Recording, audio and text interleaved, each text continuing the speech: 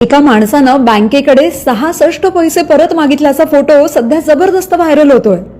सामान्य माणूस जिद्दीला पेटला तर काहीही करू शकतो, हेच दाखवून दिलंय कर्नाटकातल्या हसन जिल्ह्यातल्या एका शेतकऱ्यानं। विषय हा सगळा नेमका काय सांगते।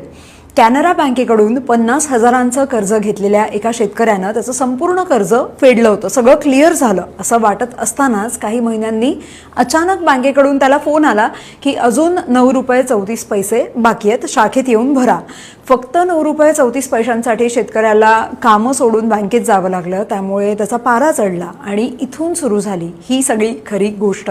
शेतकरी काउंटरवर गेला, 10 रुपयांची नोट दिली आणि शांतपणे म्हणाला की हे घ्या तुमचे ₹9.34, आता माझे 66 पैसे परत द्या। हो, 66 पैसे। बँकेकडे 66 पैसे सुट्टे नव्हते। मग शेतकऱ्यानं म्हटलं की जर तुम्ही 9 रुपयांसाठी मला बोलावू शकता तर मलाही माझा एक एक पैसा परत मिळालाच पाहिजे। आणि आता तर यासाठी शेतकऱ्यांना कन्झ्युमर कोर्टात जाण्याचा इशाराही दिला। डिजिटल इंडियाच्या युगात अजूनही अशा छोट्या टेक्निकल चुका लोकांना त्रास देतात, ही रियालिटी आहे। पण या शेतकऱ्यांना दाखवून दिलं की नियम असतील तर ते दोघांसाठी सारखेच असले पाहिजेत। बाकी तुमचं मत कमेंट करून सांगा आणि फॉलो करा लगाव बत्ती।